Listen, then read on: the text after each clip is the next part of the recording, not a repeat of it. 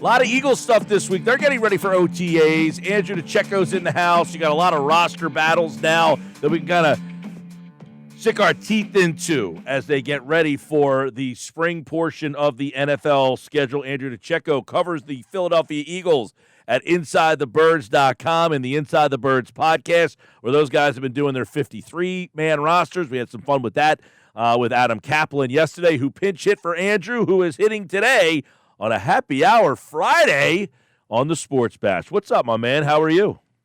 Hey, Mike, doing well. How about yourself? Always good, man. Always good to catch up with you. We know this is the time of the year where they're putting that roster together. I want to start with this, though. Last week, we asked you the positional battle that you're looking forward to. You went corner over there, if memory serves, Ringo, Adoree Jackson.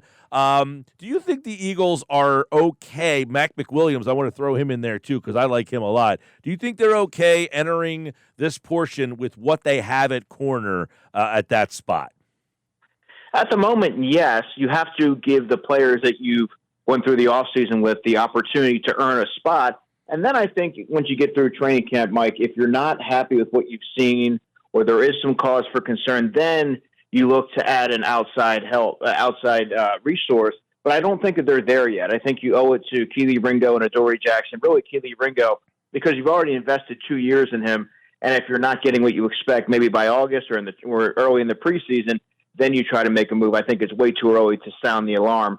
But I will say, on the surface, I am underwhelmed with that group. Okay, so I start with them because that was the area I think you said the battle that you're looking forward to.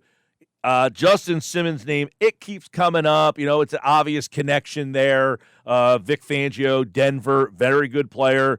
What about at that safety spot? Would you prefer to see them bring a veteran player like Justin Simmons in here, or would you rather roll out this green room of safeties and let them all battle at it in training camp?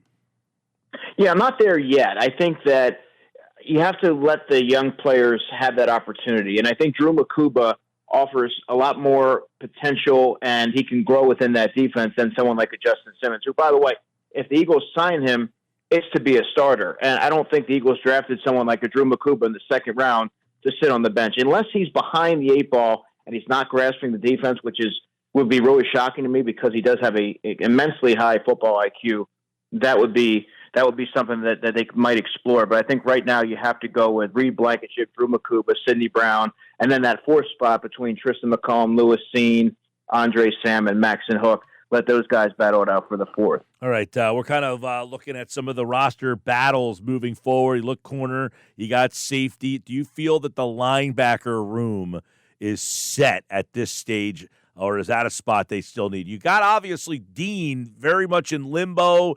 They drafted a player that has an injury issue coming in as well with Campbell in the first round. So do they think that they need to find a losing Oren Burks, someone to replace that, or is this room pretty set for you? This is exactly why I felt that Oren Burks should have been a priority, because they were already really light at linebacker, Mike. And then as I'm going through it, maybe 4 off-ball linebackers are on the 53. Zach Bond, Jihad Campbell, Jeremiah Trotter Jr., and rookie Smile Mondin Jr., with Nakobe Dean likely opening the season on the active PUP list, because that is such a gruesome injury and the timetable is a little bit lengthy there. Jihad Campbell is interesting because you don't quite know if he's going to be able to, how much he's going to be able to shoulder in the early going. So I think if you look at it, you can only really count on 3 guys. But, I mean, I think you might have to add another veteran there to kind of just boost that unit. But they could always, I mean, that's an area that they have gone lighter in the past. You can always stash somebody on the practice squad and elevate them while Campbell is sort of, I don't want to say ramping up, but kind of finding his way and hitting his stride, because he's going to, he had shoulder surgery in March. So it's not like you can expect him to hit the ground running in training camp. So it might take a little bit of time to kind of find that stride. I was going to say, do we think that Campbell, it's fait accompli that he'll be ready to start the season? I think he will. Yeah, I do think he will. But again, at what capacity, how much can he help you? What's his snap share looking like? That remains to be determined.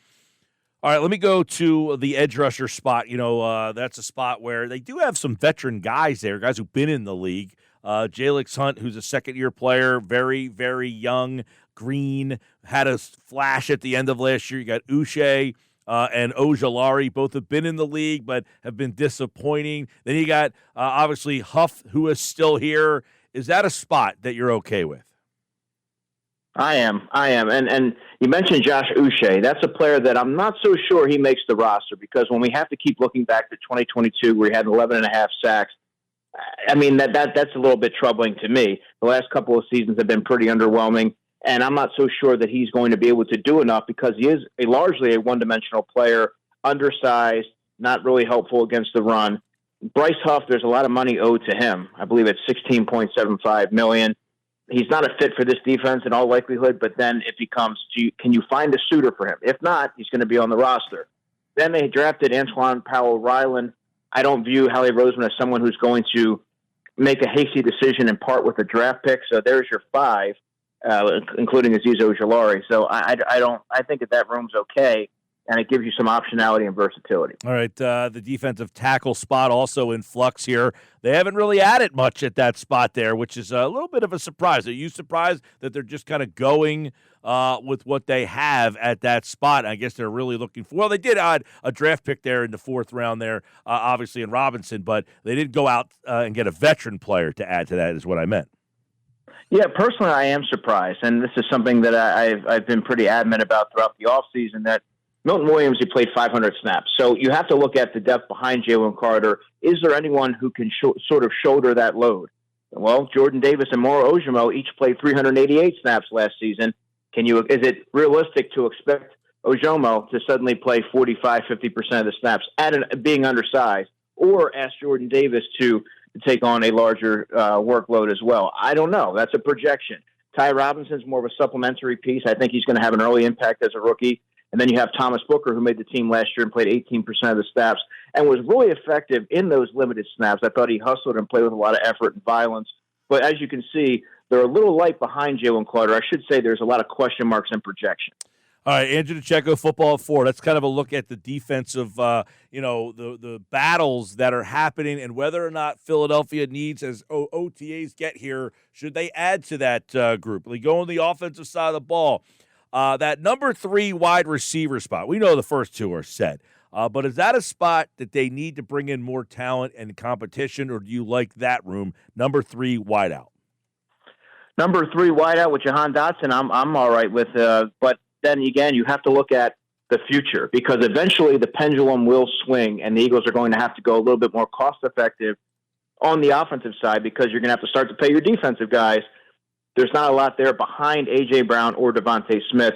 Johnny Wilson, Anaya Smith, Danny Gray is a player who I really like out of SMU, was a 3rd-round pick of the 49ers, can run.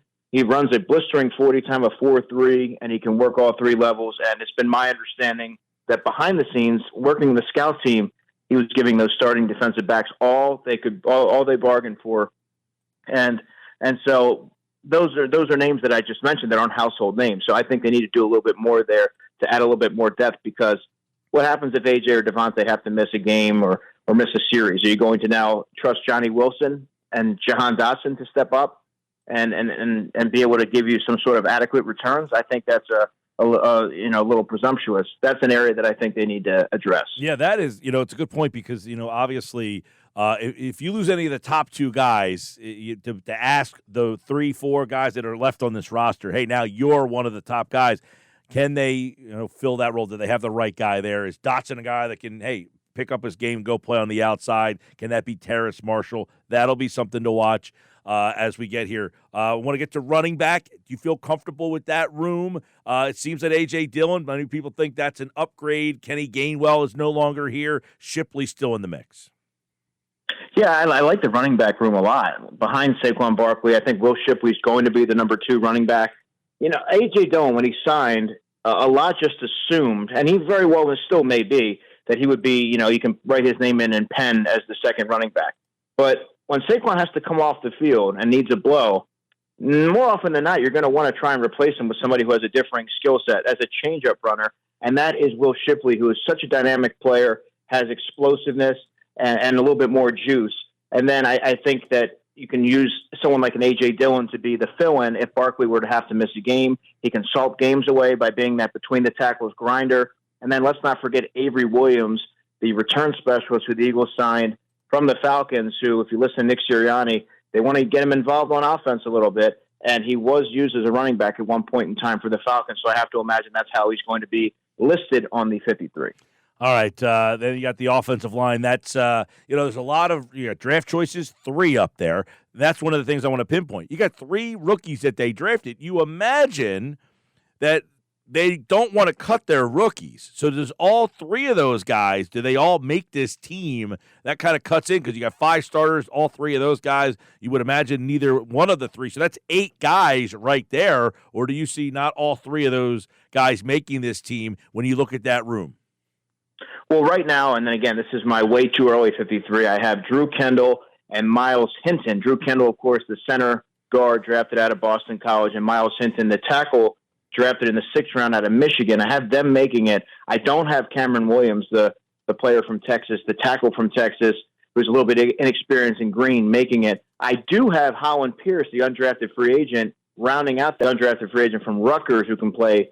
Obviously, he was a tackle there. And it's worth noting that during rookie minicamp, he repped at right guard. Now, that was largely due to the lack of bodies. That also affects the alignment. But I'm curious to see if the Eagles view him as having that optionality. Yeah, offensive line, I just saw Andre Dillard just signed with the 49ers. The Eagles draft offensive linemen. They always seem to find a place somewhere in this league. So we know that room will probably have a lot of very intriguing battles, especially at that right guard spot, which for the 2nd straight year will be one that we'll all be kind of watching. Who are you handicapping there? Are you a Kenyon Green, a Tyler Steen, or do you have a wild card? No, I'm Tyler Steen all the way.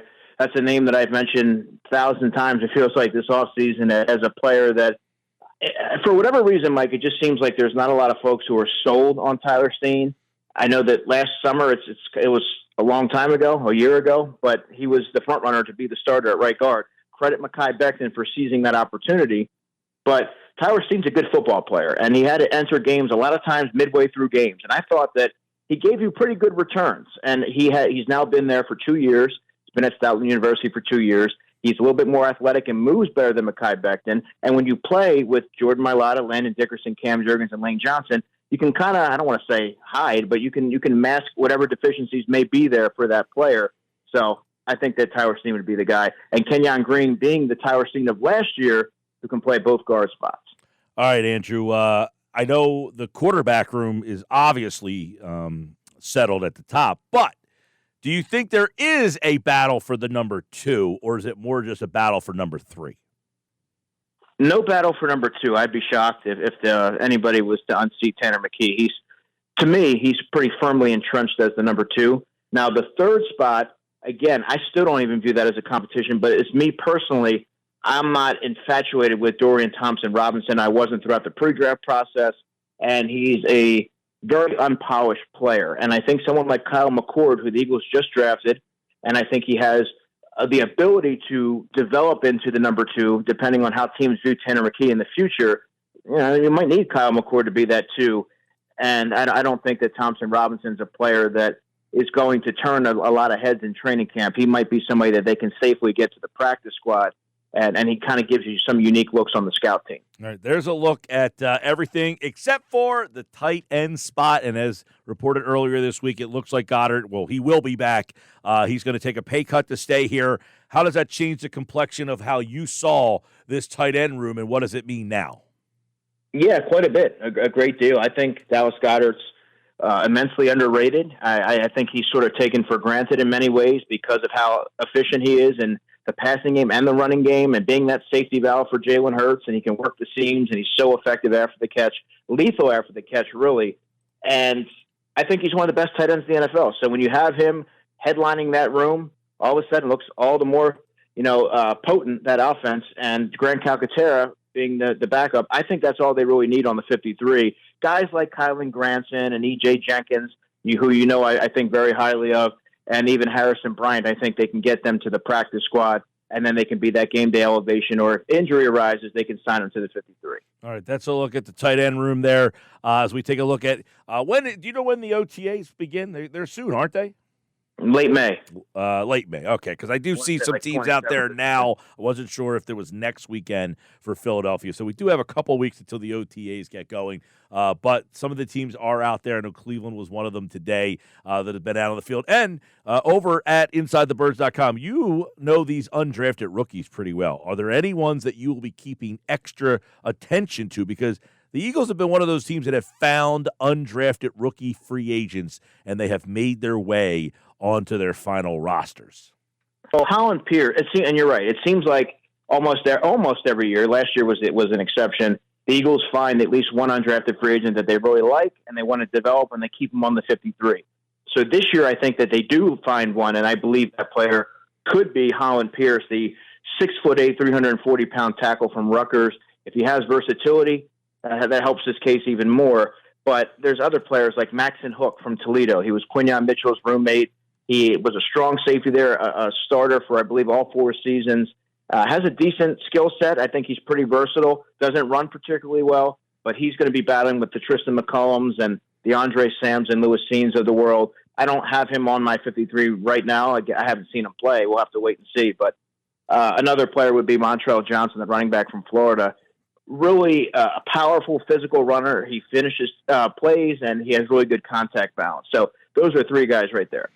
All right, I'm going to leave you with this. Talk with Andrew DiCecco, Football 4 from Inside the Birds, of course, InsideTheBirds.com. Mac McWilliams, I like him a lot. I'm very intrigued. Is he in the battle for outside, or is he more of a reserve slot guy? How are you going to keep an eye on what they do with him?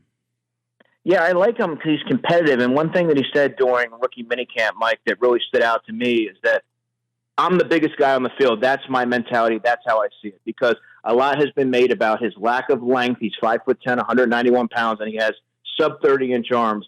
So to play on the outside at the pro level, that's grossly undersized. But I think that the Eagles view him as a backup on the outside and at nickel and being an asset on special teams. So eventually, I feel like he's going to play his way into a situational role, but I think right now he'll be the a backup at 2 spots. The last guy I want to get your take on, and you wrote about Antoine Powell-Ryland, and I liked what he said. He got drafted in the 6th round. He's disappointed. All I need is a chance. As long as I get a shot, I'm not really worried about stuff. You got a chance to see him at the rookie minicamp stuff that they had last weekend. Is that a guy that you think factors into their plans at all? Yes, but I don't think in the immediate future. I believe he'll make the team. And again, I'm saying that without having seen him take a competitive snap, but knowing how productive he was. Bruce Smith, the great Bruce Smith of the Buffalo Bills, he's a mentor for him. And I'm not expecting Howie Roseman to move off of a draft pick, a 2025 draft pick this early. Again, a lot of it's going to have to do to if he can help them on special teams. But I kind of view him as a player that would be inactive most weeks, but a developmental prospect. So I do like him quite a bit. And I'm curious to see how defensive end / outside linebackers coach Jeremiah Washburn is able to refine his skill set, because he does need to be a lot better against the run. That was one thing that really stood out to me when I watched this tape. I love this pass rush upside. I liked his physicality and hand usage, but he gave you almost next to nothing against the run. That's going to have to improve. All right, Andrew DiCecco, there you go. A little breakdown of where the roster stands now. That you got Goddard back in the mix. That was very important, right? I mean, to get him here, that solidifies a lot that this isn't looming over them to get that done. You got that now. I guess the next thing will be, is there still a veteran player that they want to bring in here to kind of add some competition? Otherwise, I would imagine they're not done, but just minor tweaks. Maybe a veteran at one of these positions, that could be something to keep an eye on. But it looks like it should be a fun OTA coming up in a couple of weeks as the battles will begin. Andrew DiCecco from the Inside the Birds podcast at InsideTheBirds.com here on a Friday Football at 4. Thanks, bud. You bet. Take care, bud.